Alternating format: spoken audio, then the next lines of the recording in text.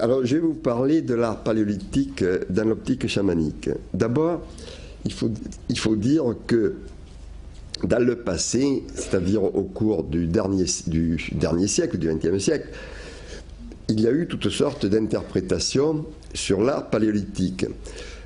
Dès que l'art paléolithique a été reconnu comme tel, comme appartenant à ces sociétés de chasseurs-collecteurs des temps glaciaires, c'est-à-dire à partir de 1902, les gens se sont posés des questions sur le sens qu'il fallait attribuer à cet art. Ces interprétations ont été, en gros, il y en a eu 3 ou 4. La première, ça a été l'art pour l'art.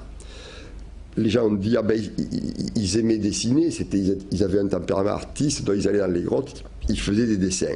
Ça n'allait pas très loin comme interprétation, et ce n'est pas resté, ça n'a pas été adopté pendant très longtemps. Il y a eu une autre interprétation qui a été beaucoup plus longue, qui a duré quasiment jusque dans les années 1960, c'est la magie de la chasse. La magie de la chasse qui a été proposée entre autres par Salomon Reynac, l'abbé Breuil, le comte Bégoin, partait du principe de la magie sympathique, c'est-à-dire on fait un dessin et en faisant ce dessin, on influence la réalité. C'est-à-dire, l'idée derrière la magie sympathique, c'est que le dessin, la représentation d'une réalité, influe sur cette réalité elle-même. C'est ce qui est tout à fait fondamental dans les pratiques magiques. Donc, l'abbé Breuil disait, bon, ben, il faisait un bison, il mettait une flèche sur le bison, ils allaient à la chasse au bison, ils tuaient beaucoup de bisons. Je simplifie bien sûr, mais en gros c'était ça. Alors ça c'est une théorie assez séduisante, et c'est pourquoi elle a duré pendant plusieurs dizaines d'années. Mais chaque fois il y avait des éléments qui allaient à l'encontre de ces théories. Par exemple, les gens ne chassaient pas les lions ou les ours ou les rhinocéros, et pourtant ils étaient dessinés dans les grottes. Alors dans ce cas-là, il fallait trouver un autre type d'explication. Et puis, il y a très peu d'animaux qui sont représentés avec des flèches. Donc, cette théorie a été critiquée. Je passe très rapidement, hein, parce que ça vous le trouverez dans les livres, c'est juste une introduction. Cette théorie a été très critiquée, et finalement, le professeur André Leroy-Gourhan a proposé une autre théorie, mais qui se situe à un niveau très différent, c'est-à-dire il a interprété l'art préhistorique en fonction du structuralisme. Il a dit, les gens, quand ils allaient dans les grottes, représentaient leurs mythes, et il les représentait d'une façon structurée.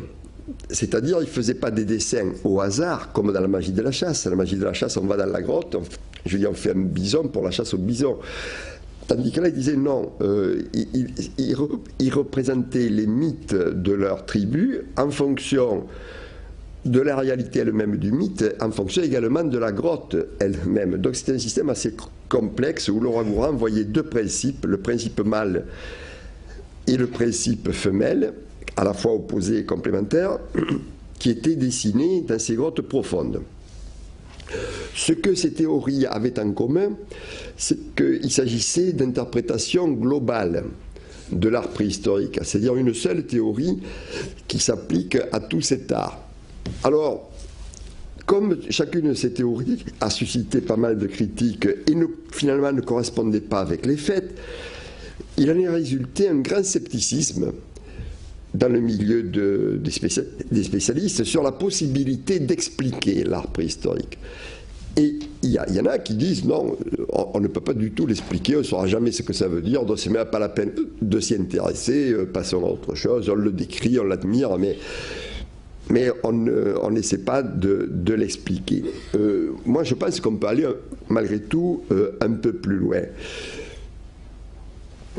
Alors le problème qui se pose, c'est que est-ce qu'on peut avoir une explication, une hypothèse, une théorie explicative qui soit une théorie générale, c'est-à-dire qui s'applique aux 25 000 ans d'art préhistorique? Moi je pense que oui, et je pense que oui pour la raison suivante, c'est que cet art paléolithique a une grande unité.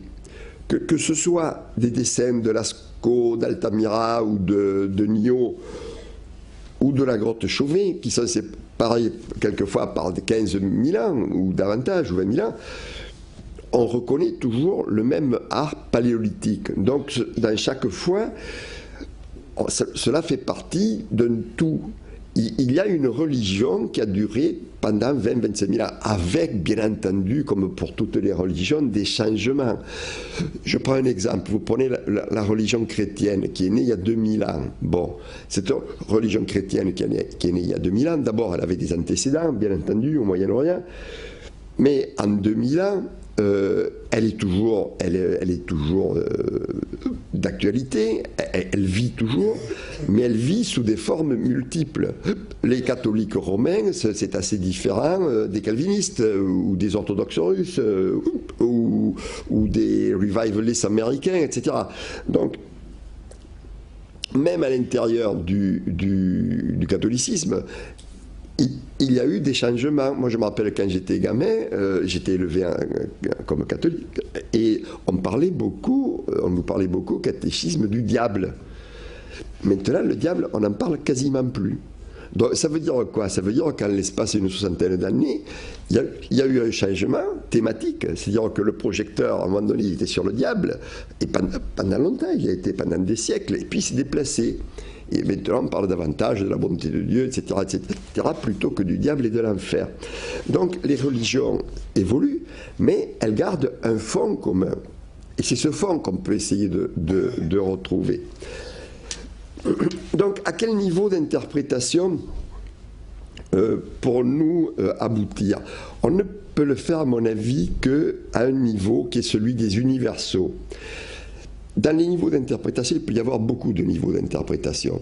Mais le niveau auquel on peut se placer pour un art comme ça, qui est un art extrêmement ancien, fossile, où on n'a pas l'explication, ça ne peut être qu'au niveau des universaux, c'est-à-dire les façons universelles de penser, celles que l'on peut retrouver dans d'autres peuples chasseurs-collecteurs, ailleurs dans le monde, et qui sont suffisamment répandues pour qu'on puisse légitimement supposer que ces façons de penser étaient celles des gens d'il y a 15 ou 20 000 ans. Et je pense que le chamanisme correspond à cela.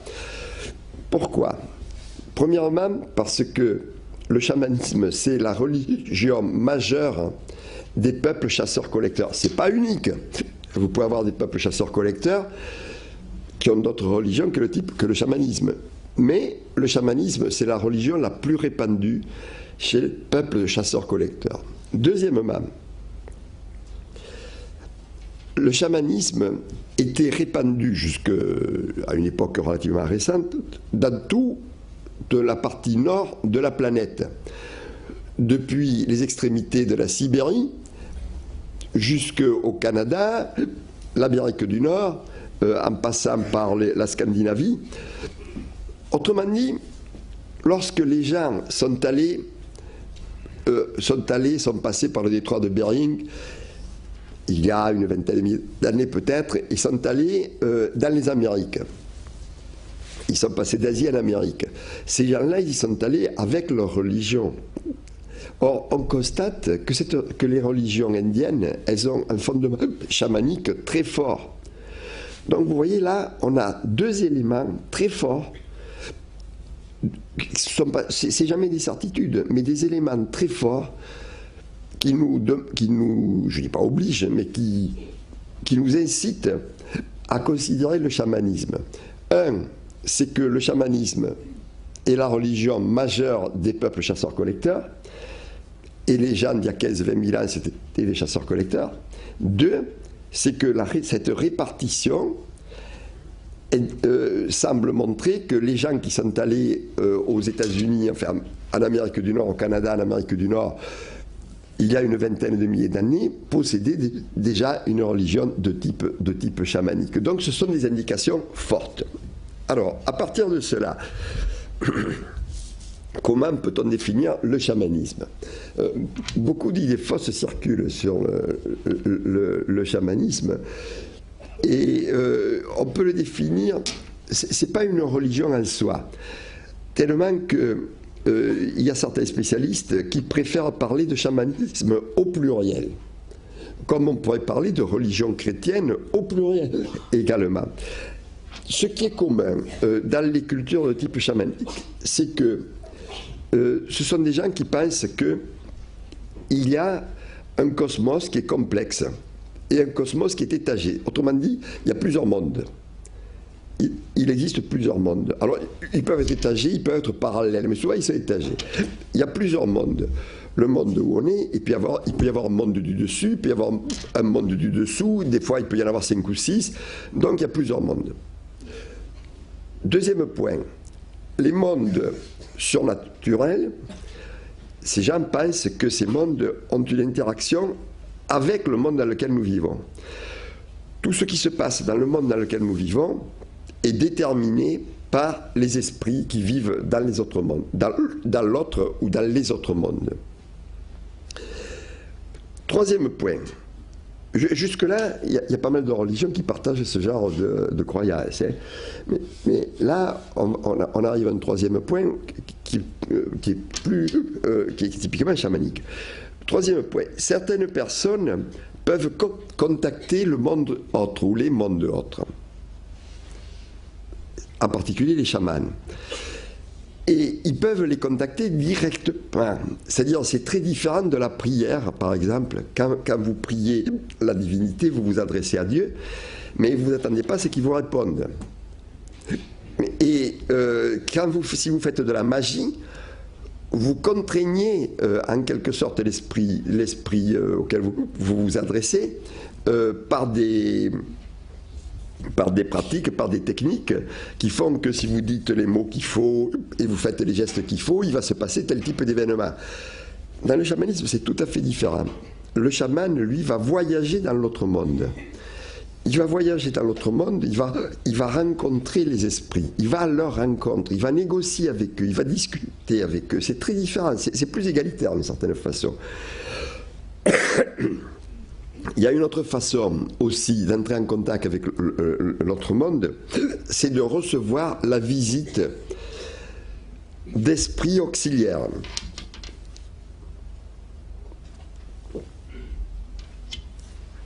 Les chamans, en effet, contrôlent un certain nombre d'esprits qu'on appelle des esprits auxiliaires. Alors évidemment, ça dépend des pays. Dans certains endroits, ça sera le serpent à sonnette, dans d'autres, ça sera l'élan du Cap, etc., en fonction de l'endroit où se trouvent les gens. Donc, ils les contrôlent, c'est-à-dire qu'ils les font venir délibérément, ce qui est tout à fait différent de la possession démoniaque. Dans la possession démoniaque, c'est un esprit méchant, malin, qui vient à la personne, qui l'envahit, contrairement à sa volonté. Tandis que le chaman contrôle les esprits auxiliaires. Il s'adresse à un esprit auxiliaire, il le fait venir, et lorsqu'il le fait venir, il se transforme en cet esprit auxiliaire. C'est-à-dire qu'il est à la fois, en général, homme et animal. Alors, comment se passent aussi ces séances chamaniques, c'est-à-dire comment les gens font-ils pour voyager dans le monde des esprits ou pour faire venir à eux les esprits auxiliaires. Et c'est là qu'on en vient à quelque chose qui a été très controversé, qu'on appelle la transe. Mais c'est controversé, mais ça existe. La transe, c'est un état de conscience altérée. Ça a été très controversé pour une bonne raison, c'est que l'historien des religions Mircea Eliade a beaucoup insisté beaucoup trop peut-être, sur la transe, et où il a vu le fondement du chamanisme, alors qu'en fait, la transe, c'est plutôt un moyen qu'une fin. C'est un moyen pour entrer en contact avec les esprits, et ce n'est pas une fin en soi. Alors, la transe, c'est un état de conscience altérée. Alors, chaque fois, évidemment, on passe à la drogue, etc. Et c'est vrai que dans certains cas, il y a des chamans qui utilisent des drogues, en particulier dans les Amériques, le peyote et d'autres. Mais pas nécessairement. La transe peut être induite de très nombreuses façons, par la fatigue, par le jeûne, par le manque de sommeil, par la maladie, etc. etc. C'est-à-dire, ça abaisse tous les éléments qui abaissent le seuil de la conscience et qui permettent à l'inconscient, évidemment, de se manifester et d'avoir des visions. On a appelé aussi la transe les rêves éveillés, ce qui est une très très bonne expression, puisque ce sont des rêves que l'on a dans la journée et non pas la nuit comme les rêves habituels. Donc lorsque les chamans entrent en transe, il est bien évident qu'eux pensent qu'ils voyagent. Ils ne se disent pas « je vais entrer en transe ». C'est clair, eux ils vont dire « je vais voyager dans le monde des esprits ». Et ils emploient les moyens qu'il faut pour cela. Mais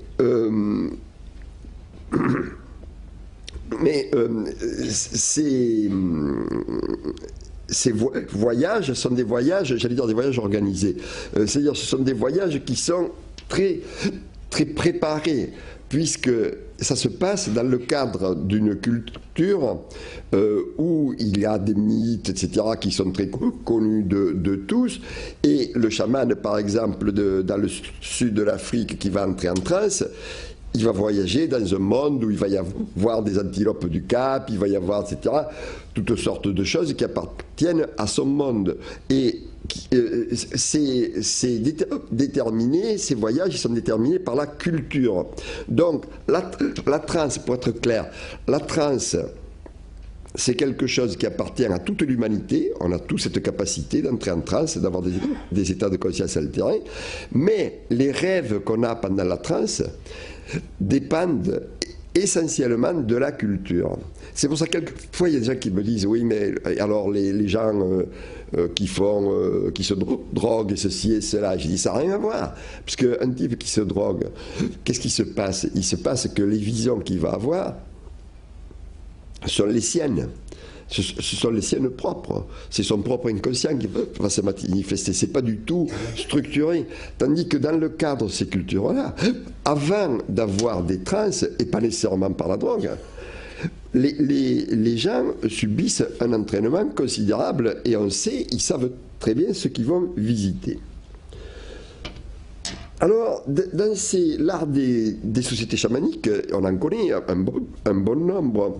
Il y a des constantes qu'on retrouve dans l'art préhistorique. C'est pourquoi on peut appliquer ces comparaisons.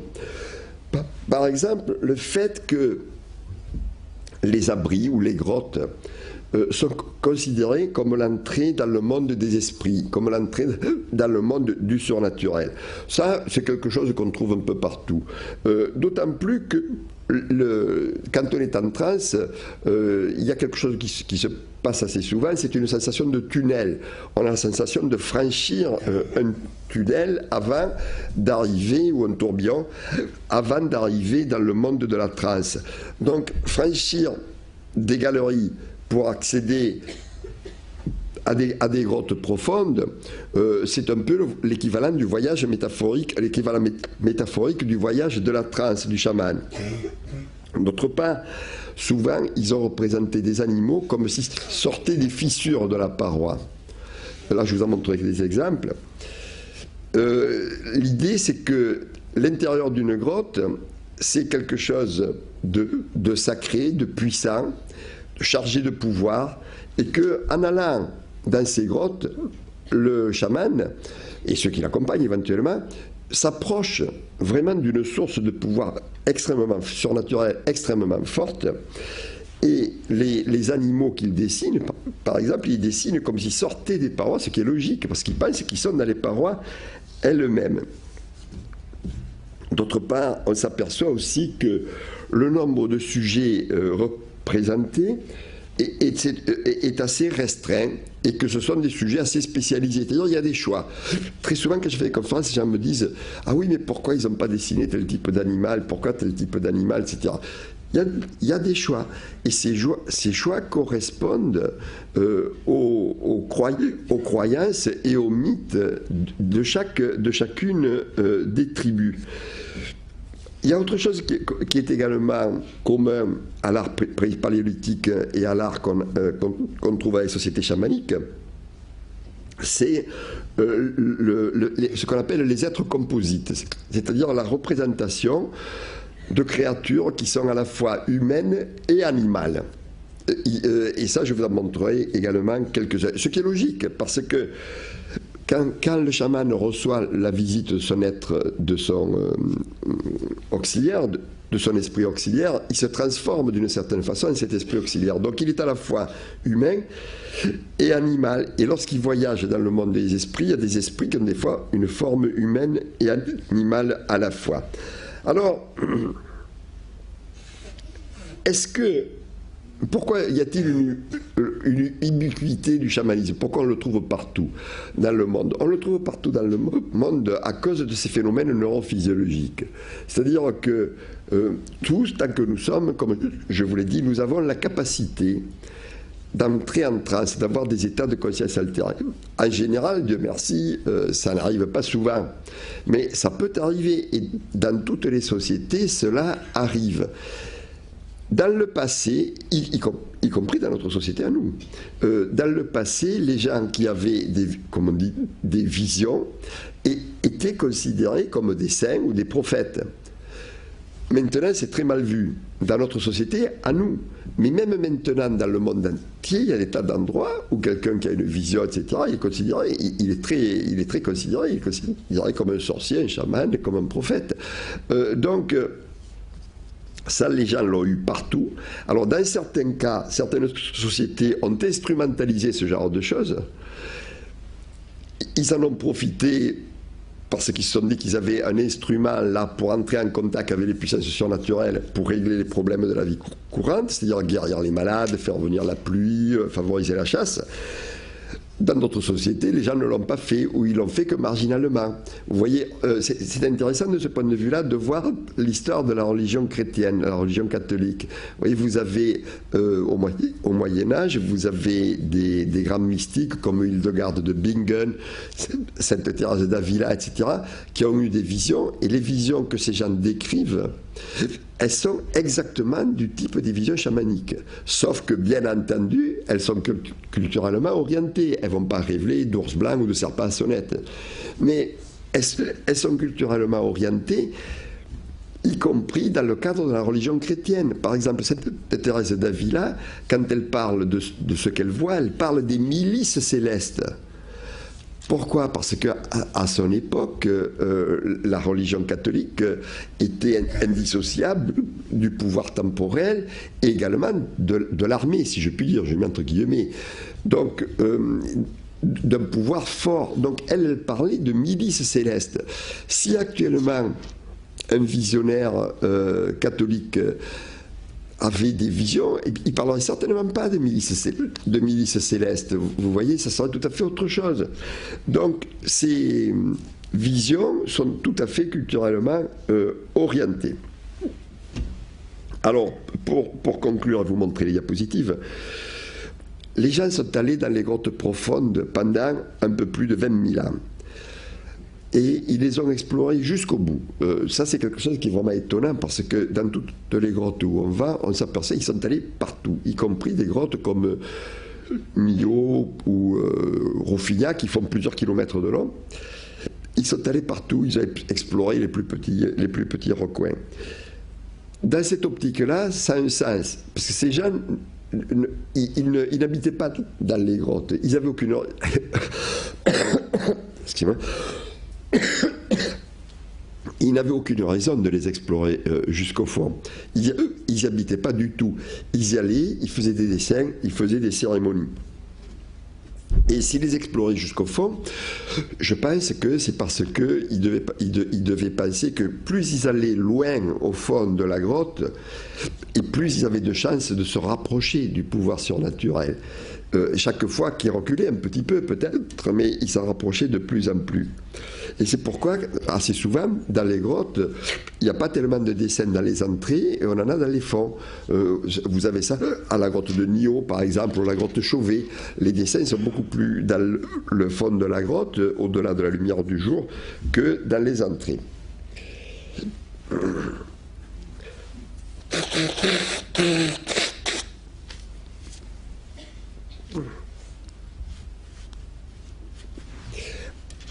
les grottes, donc, pouvaient avoir un double rôle.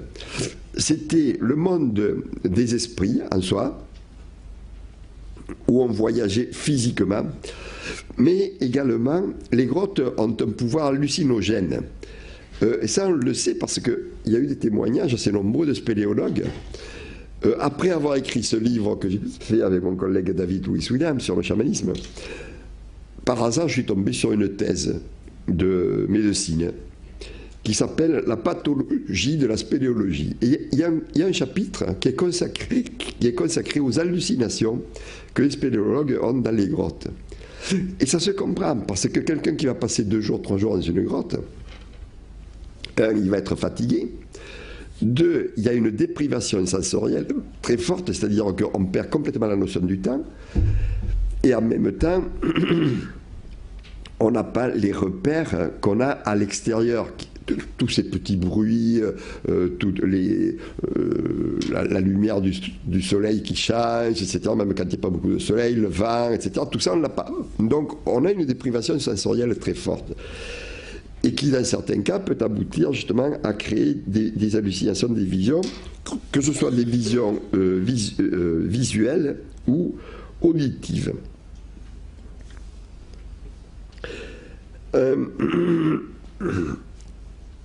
Autrement dit, actuellement, ce qu'on peut dire, c'est que nous n'avons pas la preuve, bien entendu, que les sociétés paléolithiques avaient créé un art de type chamanique. Cette preuve, on ne l'aura jamais. C'est pour ça que j'ai mis un point d'interrogation à la conférence. On ne l'aura jamais. On a une hypothèse. Cette hypothèse, c'est actuellement la meilleure hypothèse qu'on puisse avoir. Et c'est la seule qui se situe entre, d'une part, la rêverie, c'est-à-dire l'invention. On peut toujours inventer des choses et dire un peu n'importe quoi. Et ça, évidemment, en tant que scientifique, on n'a pas le droit de le faire. Et deuxièmement, l'autre extrême, c'est le scepticisme total de dire on ne saura jamais ce que ces gens ont voulu dire et donc on se couche, quoi. On s'occupe de tout à fait autre chose. Moi, je pense que les deux positions sont aussi mauvaises l'une que l'autre. Et dans l'espace intermédiaire, donc, la théorie, l'interprétation chamanique, c'est un cadre explicatif, c'est pas une explication globale. C'est un cadre explicatif qui est celui qui remplit le mieux les conditions que les philosophes des sciences ont posées pour les hypothèses, pour ce qu'ils appellent la meilleure hypothèse possible. La meilleure hypothèse possible, il faut qu'elle soit compatible avec tous les faits connus. Deuxièmement, il faut qu'elle n'aille pas à l'encontre de certaines de ces faits. Hein, ça, c'est le corollaire de la première. Troisièmement, il faut qu'elle explique un nombre de faits le plus important possible. Quatrièmement, il faut qu'elle explique la plus grande diversité de faits. Et cinquièmement, il faut qu'elle ait un pouvoir prédictif. C'est-à-dire que lorsqu'il se fait des découvertes, ces découvertes aillent dans le sens de la théorie et non pas à l'encontre. Et actuellement, et depuis une dizaine d'années que cette théorie a été avancée, elle remplit ces conditions-là. Peut-être qu'un jour, il y en aura une autre qui la remplira mieux. Personnellement, j'en doute. Mais enfin, après tout, on ne sait jamais. En tant que scientifique, il faut être toujours très prudent. Donc, maintenant, je vais vous montrer les diapositives.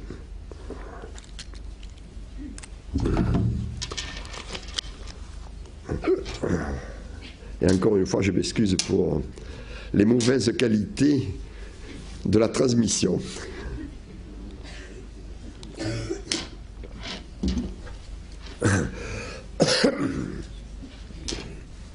C'est moi qui... Non. C'est moi qui fais marcher le machin, là? Non, je crois pas. Hein. Ah, ça y est. Bon, si on pouvait tout éteindre, alors s'il vous plaît. Oui, sans ça, on ne verra pas. On peut éteindre la salle, oui. Merci. Oui, alors voilà une de ces entrées mystérieuses de grottes. c'est la grotte de la Bastide dans les Hautes-Pyrénées. Vous voyez le personnage qui est ici vous donne l'échelle. Hein. Donc ces grottes profondes, c'était celles qui attiraient les gens entre autres. La suite, s'il vous plaît.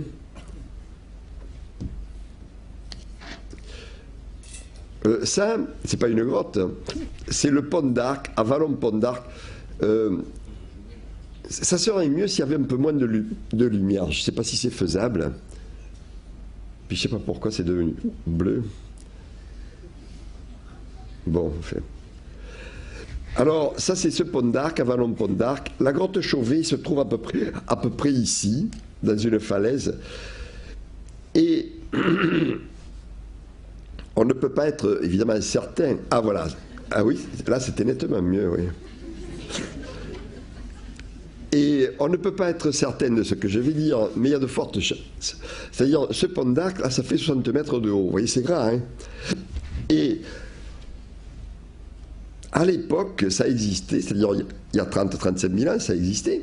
Donc les gens l'avaient vu, et je crois que s'il y a la grotte Chauvet, toutes ces peintures, ainsi que dans d'autres grottes de la même région, c'est en raison du pont d'Arc. Parce que partout dans le monde où on a des curiosités géologiques spectaculaires, il y a des histoires qui s'y rattachent. Alors là, il y a un spéléologue qui a eu une idée que je ne trouve pas du tout idiote. Il dit on pourrait y voir un mammouth.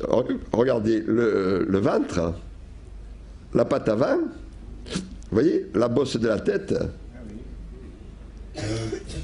C'est pas idiot, c'est pas idiot. Mais, oui, c'est mieux. Mais on ne peut pas être absolument certain de ça. On ne peut pas être certain. La seule chose dont on peut être certain, c'est qu'ils se sont certainement... La vallée était certainement sacrée à cause de la présence de ce phénomène géologique. La suite, s'il vous plaît. Oh là là. Les couleurs sont complètement... Voilà, merci, oui. Parce que les couleurs sont déformées. Oui, alors ça, c'est à Lascaux, où on a un personnage, vous voyez, qui tombe à la renverse, et qui est un personnage composite, c'est-à-dire c'est un homme, mais il a une tête d'oiseau. Et il a la même tête que cet oiseau qui est là d'ailleurs. Oui. Donc c'est un personnage composite. Et des personnages composites, on en a beaucoup dans l'art préhistorique. Alors, on va en voir quelques-uns, s'il vous plaît. Voilà. Alors ça c'est dans la grotte de Gabillou. C'est en Dordogne. C'est une grotte qui n'est pas ouverte au public. Et là, vous voyez le personnage qui a une tête animale, ici. Il a des cornes comme un bison et des poils. Mais il a un corps humain, il est debout, il a une queue animale. Il a des bras, un bras humain, ici. Vous voyez, le torse et la jambe, ici. Donc il est à la fois homme et bison.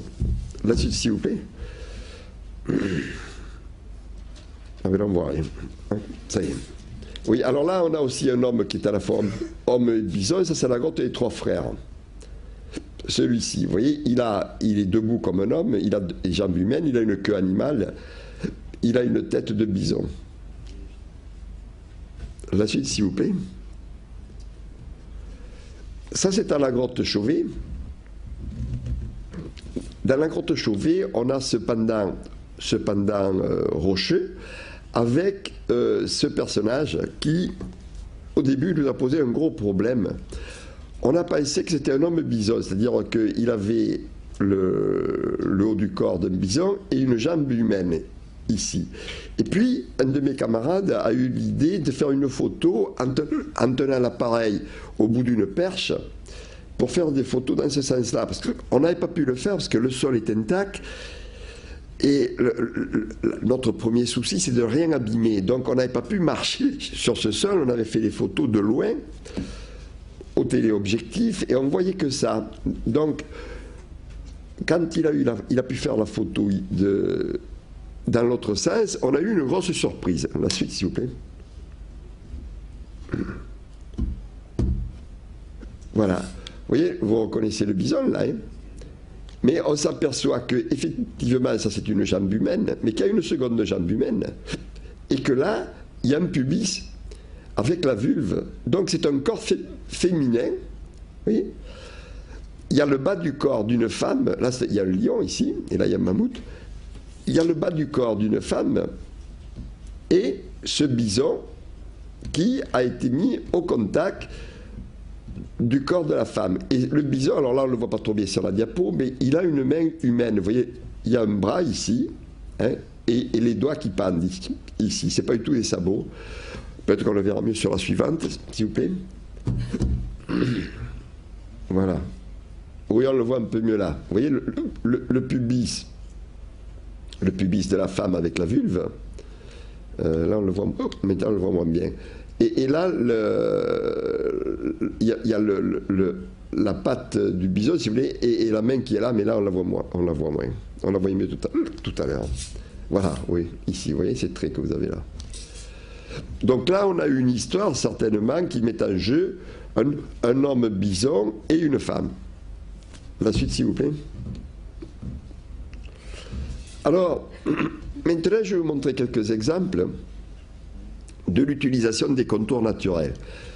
Ici, on est à Pechmerle, dans le Lot, et ce rocher a naturellement la forme d'une tête de cheval, vous voyez? C'est naturel, ça n'a pas été sculpté, ça. Hein. Et ils ont dessiné un cheval avec une toute petite tête, vous voyez? À l'endroit où se situe cette tête. Alors, on peut penser que ces gens, quand ils voyaient des reliefs dans les grottes qui évoquaient pour eux une figuration animale, pensaient qu'il y avait l'animal esprit était là, dans cette forme, dans cette roche, et qu'en dessinant, ils entraient en contact avec lui. La suite, s'il vous plaît. La grotte de Pechmerle est ouverte au public. Alors voilà un autre exemple, ça c'est une grotte espagnole qui s'appelle Alcheri dans le Pays Basque, où on a cet oiseau, vous voyez, avec l'œil, le bec, hein, qui est une forme naturelle. Ils sont contentés de mettre l'œil, de mettre des plumes ici, et de souligner le ventre. La suite, s'il vous plaît. Alors ça, c'est à la grotte de Nio, dans l'Ariège, où ce trou ici a évoqué pour les Magdaléniens une tête de cerf vue de face. Et ils ont dessiné les bois, ici, qui sont ici, et là. C'est tout, il n'y a que les bois, vous voyez, mais ça évoque effectivement une tête de cerf vue de face avec ces bois. La suite, s'il vous plaît. Ça, c'est à Altamira. Ce relief, vous voyez, a été transformé en figure un peu mystérieuse, peut-être humaine, avec deux yeux, ici. Et à côté, il y en a un autre, donc, qui montre bien que ce n'est pas du tout une vue de l'esprit. La suite, s'il vous plaît. Vous voyez, il y a comme celui-ci. Vous avez les yeux, ici, là, il y a même les sourcils, et il y a un naseau. Toujours dans la grotte Altamira. La suite, s'il vous plaît. Bon, on revient à la grotte Chauvet pour montrer quelques d'autres exemples. Là, on a on est presque dans l'entrée de la grotte. On a un petit mammouth qui a été mis là en fonction de ce relief stalagmitique ici. Vous voyez ? Alors, on va le voir de plus près. Hein. Donc, j'ai mis cette photo pour que vous le voyez dans son cadre. La suite, s'il vous plaît. Le voilà de plus près. Donc, le relief est ici. Ils ont dessiné le ventre ici, hein, et une patte, et ici, il y a la trompe, ici, là. La suite, s'il vous plaît. Alors là, toujours à Chauvet, on a deux mammouths ici, qui ont été faits par raclage. Vous voyez, ils ont raclé la paroi. Et alors, on va commencer par celui. Là, vous avez la tête. Ici, vous avez une trompe vous avez une patte avant, le ventre qui vient là, vous avez la queue qui est là et le dos qui est là. Vous voyez, et il y en a un autre ici, vous avez la tête, la ligne dos, la queue et le ventre qui est ici. Et il y a deux pattes ici. Et alors, il est bien évident qu'ils l'ont fait en fonction de ce relief qui a évoqué pour eux des pattes de mammouth. Vous voyez, c'est énorme, il y a un énorme relief, ça a évoqué pour eux des pattes de mammouth. Et donc, ils ont mis un mammouth ici, puis ils en ont mis un autre en face. La suite, s'il vous plaît. Alors, autre utilisation de contour nature, toujours à Chauvet. Ici, il y a un bouquetin qui a été dessiné en se servant de contours naturels. Vous avez, regardez, ce que vous avez là, ici, ce trait-là, et ça, c'est pas gravé, ce sont des fissures de la paroi, et ça leur a fait penser aux cornes d'un bouquetin. Donc, ils ont fait un trait rouge ici, qui relie la tête qui est là, à une ligne de dos naturelle, la queue est naturelle aussi. L'arrière-retrait est ici, le sexe est marqué, le ventre est marqué, la patte est marquée. Vous voyez, donc on voit comment la paroi joue un rôle très important dans la constitution de cet art. Cet art, il n'est pas fait comme un dessin sur une toile. La paroi le conditionne. Il est indissolublement lié à la roche et aux profondeurs de la grotte. La suite, s'il vous plaît.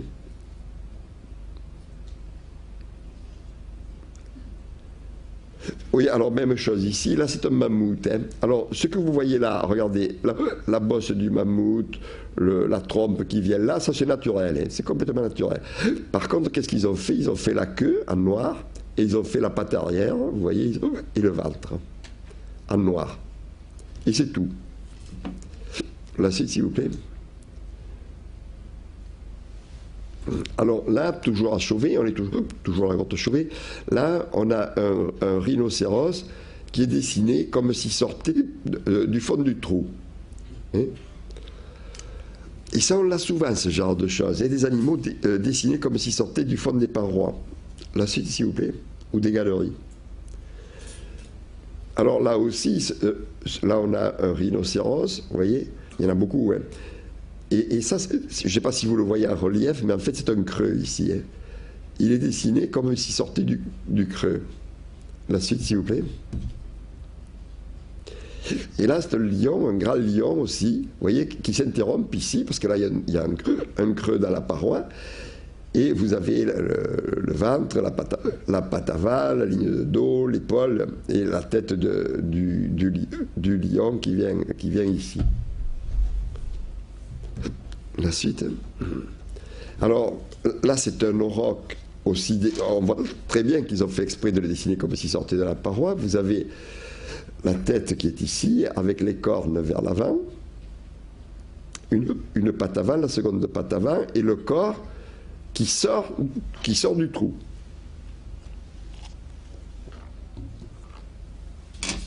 La suite, s'il vous plaît. Oh là, là, on voit rien. Ah, ça y est. Alors, même chose ici pour un bouquetin. C'est la même chose, exactement. C'est pas la même personne qui a fait le dessin.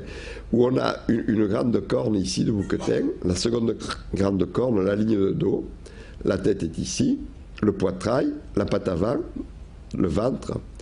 Il est dessiné comme il sortait du trou. Alors, sur ces exemples, on est sûr que c'est une volonté délibérée, parce qu'il y avait plein de places. S'ils avaient voulu le faire à côté, ils pouvaient le faire à côté, ils avaient la place. Tandis que là, ils l'ont fait de cette façon-là, pour montrer un animal qui sort de la paroi. La suite, s'il vous plaît. Alors voilà, toujours à Chauvet, voilà un bison, ici, qui s'interrompt à cette fissure. Vous voyez, alors là c'est pareil, il reste à la place, ils auraient pu dessiner la suite du bison. La suite, s'il vous plaît. Et là on a un demi-bison, vous voyez ici. Hein, et quand on est en face, évidemment, là on a ce relief. Et ils ont mis ce demi-bison ici, et on a l'impression évidemment qu'il sort de la roche lui aussi. Donc vous voyez, je vous donne beaucoup d'exemples pour vous montrer que c'est pas une vue de l'esprit, quand c'est répété comme ça de si nombreuses fois, c'est donc que ça correspond à une volonté. La suite, s'il vous plaît. Alors là, c'est un cheval qui a été dessiné au milieu, d'abord, de ce trou, de ce creux dans le fond de la grotte.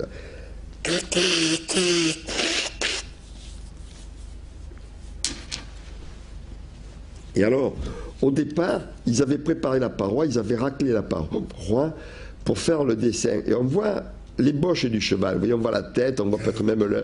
Vous voyez, il y avait l'ébauche du cheval. Et puis, ils ont dessiné le cheval, tout à fait, ils l'ont décalé sur le fond pour le faire apparaître comme s'il sortait du trou. La suite, s'il vous plaît. Bon. Dans les grottes, il y a également ce qu'on appelle des signes géométriques, des points, des traits, etc. Ça, c'est à la grotte de Nio, dans l'Ariège, qui sont partie intégrante de cet art. Ils sont même plus nombreux que les animaux, même s'ils sont moins spectaculaires.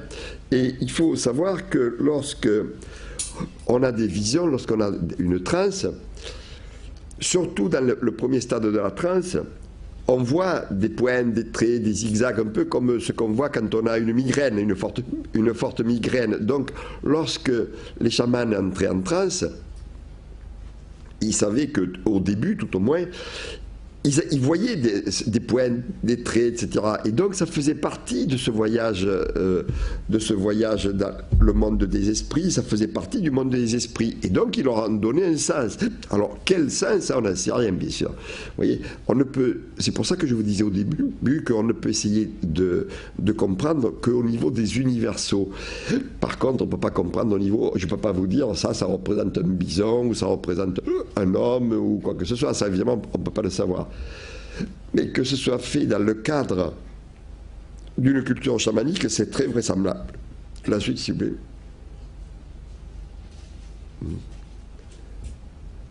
Alors là, on a deux aurochs ici, là, vous voyez, avec des points noirs qui ont été superposés à ces aurochs.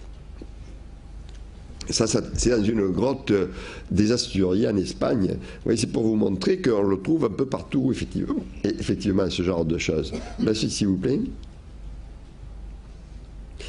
Et ça, regardez, c'est un peu le même genre. Oui, c'est un peu le même genre, mais ça se situe, non pas en France, mais en Californie. Et pour un art qui n'est pas très ancien, qui a peut-être 500 ou 600 ans ou 800 ans, et qui est un art indiscutablement chamanique. Là, on le sait, parce que là, on a les témoignages ethnologiques du siècle dernier et autres, puisque cette religion avait duré quasiment jusqu'à maintenant. Et c'est pas du tout étonnant qu'on retrouve évidemment les mêmes symboles, mais ces symboles ont un sens différent selon les lieux. La suite, s'il vous plaît. Alors, non loin de là, même chose, on a ce grand serpent ici, hein, et on a ces points cerclés, et là, c'est un endroit, une seule personne peut y tenir, là, vous voyez, c'est pas très grand, une seule personne peut y tenir, et on pense que c'est ce que les Américains appellent des lieux de recherche de vision, c'est-à-dire que le chaman se mettait là pour avoir une vision, et le lieu était d'autant plus sacré qu'il y avait ces dessins qui avaient été faits. La suite, s'il vous plaît. Alors là, celui-là, j'ai eu une explication. C'est toujours en Californie. J'ai visité cette petite grotte avec un chaman Yokuts, de la tribu des Yokuts, et avec qui j'ai sympathisé. On a pas mal discuté. En plus, j'étais beaucoup plus âgé que lui, donc ça compte, ce genre de choses. Et il m'a donné quelques explications. Alors moi, je lui avais dit, mais ça, ce sont des humains. Et il m'a donné la permission de photographier, tout ça. Et alors, je lui ai dit, c'est des humains. Ah, il me dit, non, ce sont des ours. Ce sont des grizzlies, il m'a dit. Exactement, ce sont des grizzlies. Ah, j'ai dit, mais ça, alors, j'ai dit, celui-là, il tient quelque chose. Alors, j'ai dit, tiens, moi, j'aurais pensé que c'était des humains. Ah, il me dit, c'est la même chose. Puis il n'en dit pas plus. Alors, j'en ai discuté avec mes collègues américains qui m'ont dit, mais bien sûr, parce que ça veut dire quoi? Ça veut dire que le chaman qui a peint ça, c'était un chaman dont l'esprit auxiliaire, c'était un grizzly. Donc, quand il se transforme en grizzly, et ça c'est peut-être le tambour chamanique hein, qui sert, vous savez, pour induire des sons prolongés et hypnotiques qui favorisent la transe. Et quand il se transforme en grizzly, c'est plus un homme, et c'est devenu un grizzly, mais c'est quand même toujours la même chose. Vous voyez comment ça peut être difficile, pourtant ça a l'air très simple comme dessin, mais ça peut être très difficile à interpréter. La suite s'il vous plaît. Alors ça, c'est dans le nord des États-Unis, ici, un endroit où j'étais la semaine dernière d'ailleurs, qui s'appelle She Who Watches, celle qui regarde. Et c'est une divinité de la mort. Et alors on sait de quand ça date à peu près 200 ans, et on trouve toujours ce type de dessin assez impressionnant, hein. Ça fait à peu près 1 mètre hein, de haut, associé en général avec des sépultures. La suite, s'il vous plaît. Et là, pour celui-là, j'ai eu une explication. J'étais là, c'est dans l'État de Washington, et j'étais avec un Indien sur une île de la rivière Columbia. Et alors, j'ai fait ces photos, je ne savais pas du tout ce que ça pouvait être. Et j'ai noté, en faisant les photos, vous voyez, donc c'est peint en rouge ici, hein, et j'ai noté qu'il y avait des points rouges ici et là, sur la paroi. Puis, en les regardant de près, je me suis aperçu que ces points rouges étaient naturels. Alors, en parlant tout haut, je prenais des notes, en parlant tout haut, et cet Indien, il était là à côté de moi, il ne disait rien. En parlant tout haut, j'ai dit, tiens, peut-être qu'ils ont vu ces points rouges, c'est pas tout pour ça qu'ils ont fait ce dessin.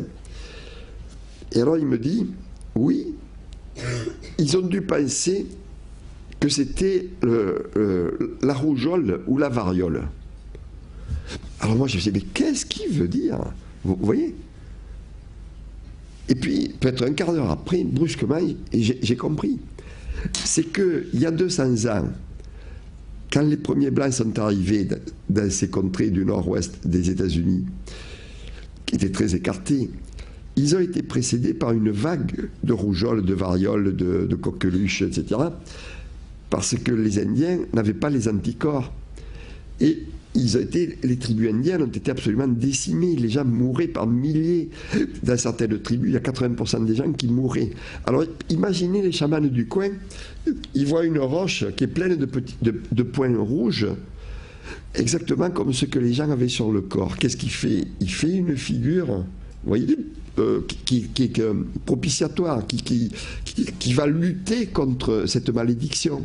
Oui, donc ça nous donne 2 types de renseignements. Ça nous donne l'explication de la figure et ça nous donne une date. Vous voyez, puisque ça a 200 ans.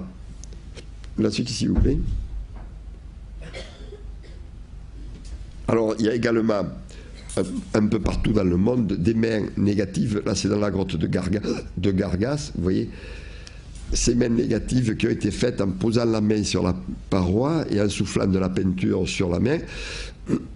Et nous pensons, avec mon ami Louis Williams, la suite s'il vous plaît, nous pensons que c'était, comme voilà, à Gargas aussi, hein, que c'était une façon aussi d'entrer en contact avec les puissances surnaturelles directement en apposant la main sur la paroi et en recouvrant la main de cette peinture magique qui faisait pénétrer d'une certaine façon la main dans la paroi. La suite s'il vous plaît. Alors les gens aussi ont fait des choses très curieuses qui ne peuvent pas s'expliquer autrement. Ils ont planté des bouts d'os, vous voyez, soit dans les fissures, soit dans les parois. Ça, c'est la grotte dans l'Aisne, dans les Pyrénées ariégeoises, que j'ai fouillé pendant longtemps. Et on a trouvé une 60aine de bouts d'os plantés comme ça, mais qui ne dessinent rien du tout, hein. Et simplement, c'est le fait de planter quelque chose dans le sol. On en a retrouvé également plusieurs centaines dans la paroi. La suite, s'il vous plaît. Alors ça, c'est à la grotte Chauvet, où c'est la même chose. Hein. Vous avez ici un numérus d'ours qui a été planté à moitié dans le sol. La suite, s'il vous plaît. Le voilà de près. La suite, s'il vous plaît. Et en voilà un autre. C'est également un numérus d'ours qui est planté de la même façon, verticalement. Ça, c'est un crâne d'ours. À une dizaine de mètres du précédent.